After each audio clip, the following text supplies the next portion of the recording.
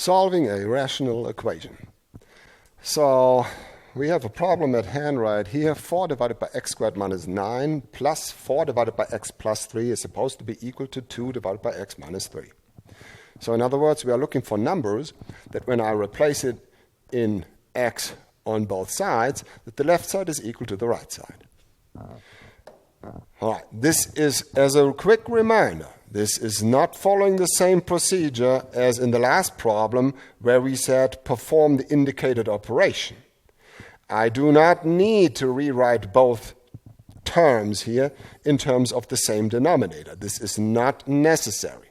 This is actually easier. I will still find the least common denominator. That I will have to do, but just like with every equation that involves fractions, we are multiplying both sides with this least common denominator, and that will clear out the denominators. So, how do I do this? Well, I'm going to rewrite my equation,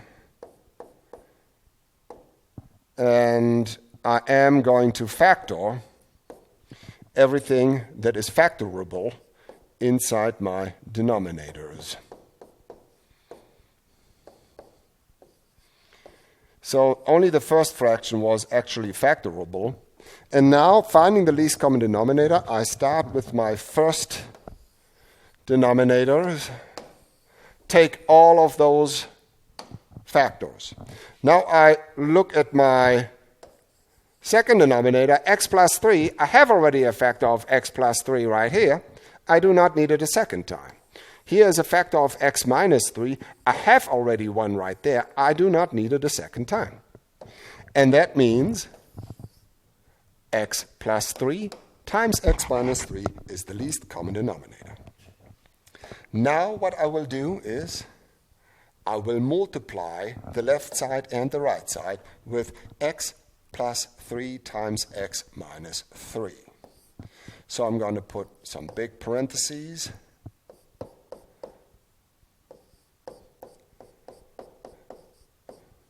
And the first step might look like as if you are making your life worse, because all of a sudden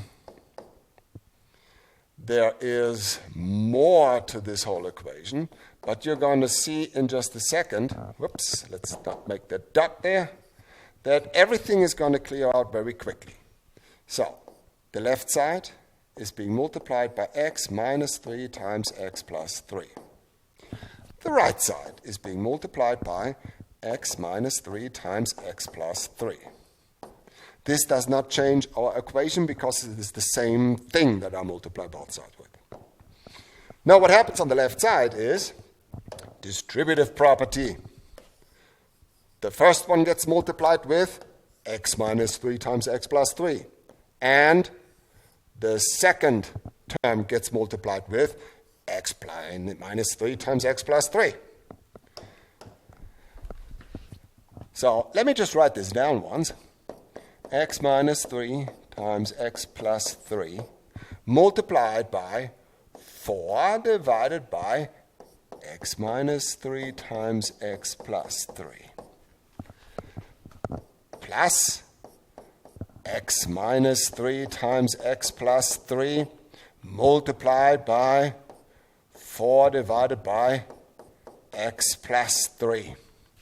All of this is equal to, my goodness, x minus 3 times x plus 3 multiplied by 2 divided by x minus 3. Now, this looks like a nightmare, but the reason why we multiplied both sides with the least common denominator is because now a lot of stuff goes away. A factor of x minus 3 in the numerator and denominator cancels out. X plus 3 cancels out. In the term in the middle right here, the factor of x plus 3 is going to disappear. On the right-hand side, the factor of x minus 3 is disappearing. So now I'm going to clear up my equation and just write down what I have left. 4. That's all. That is the only thing that is left right here my first time. Plus x minus 3 times 4. or in other words, 4 times x minus 3. All of this is supposed to be equal to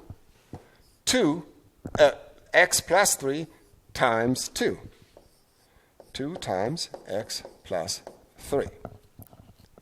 I am solving this equation right now by distribution.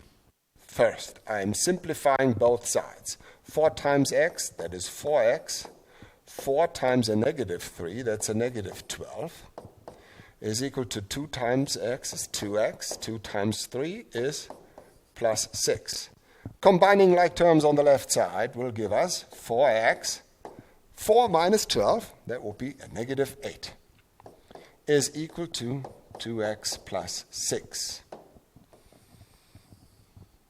Now, moving the variable part to the left side, I subtract 2x from both sides. I'm ending up with 2x minus 8 is equal to 6. This goes away. Now, moving the negative 8 to the right side, I add 8 to both sides. 2x is equal to 6 plus 8 would be 14.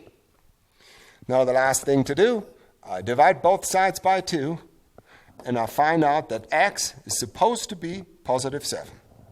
But we have to be very, very careful because we had variable parts in the denominator.